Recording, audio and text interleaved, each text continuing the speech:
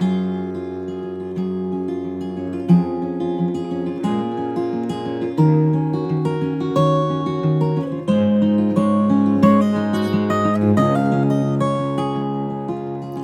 I'm Greg Hargarten, and I'm a member of a group of landscape painters called the Men Who Paint.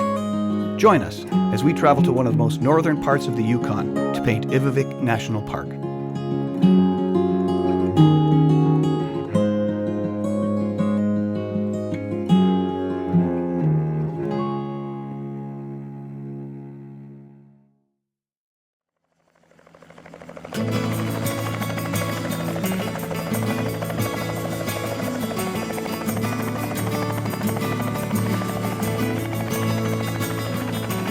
Luck is certainly on our side today.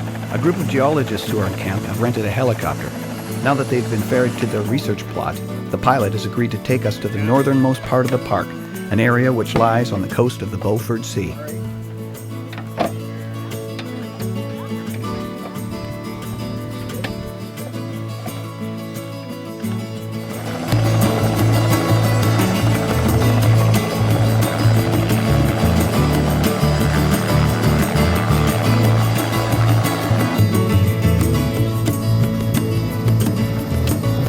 That's the runway to Sheep Creek International Airport below us.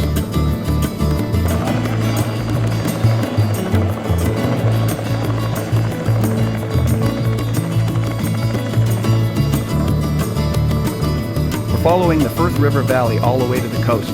It's interesting to see some of the locations we painted at from the air.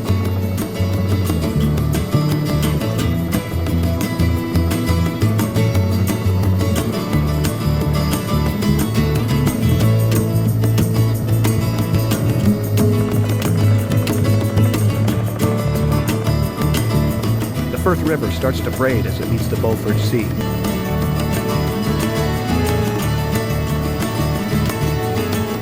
There's our destination, Ivvavik, or Little Mountain. It's a height of land used for thousands of years by hunters to spot animals on this vast plain.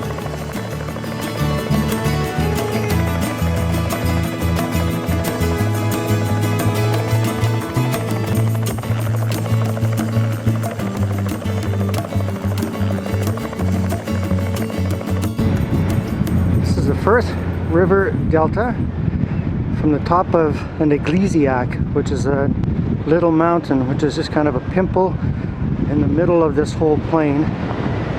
What I'm looking at in the distance is the Beaufort Sea and Herschel Island. Back to the British Mountains, south towards Sheep Creek. It's about 70 kilometers away.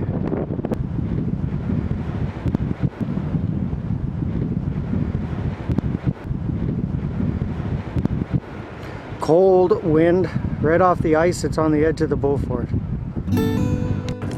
That's sweet. Holy mackerel.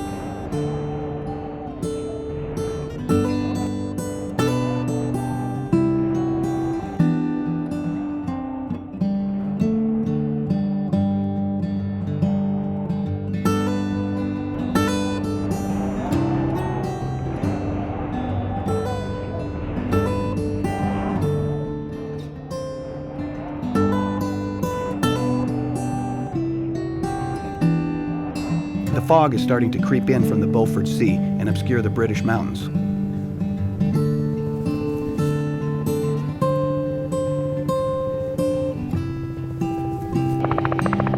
The helicopter, which only seats 4 people, has come to pick up the first group and shuttle them back to the camp at Sheep Creek.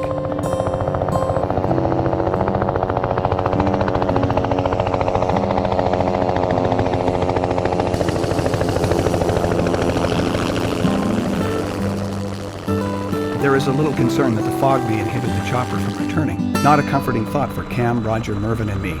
Having prepared for only a few hours on the coast, we have no food, shelter, or adequate clothing to spend the night in sub-zero temperatures. The fog is now completely obscuring the British mountains as it rolls off the Beaufort Sea. The temperature has dropped substantially. The threat of being stranded is suddenly very real.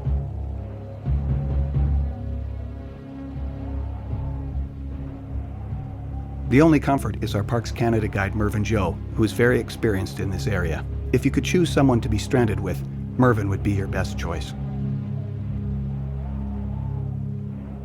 We can hear the helicopter in the distance, and then it seems to turn back.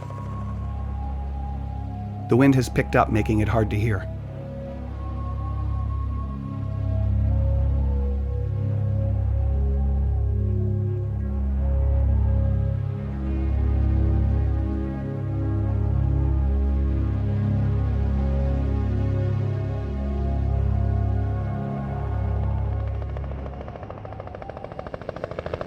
Finally, out of the fog, very low to the ground, here he is.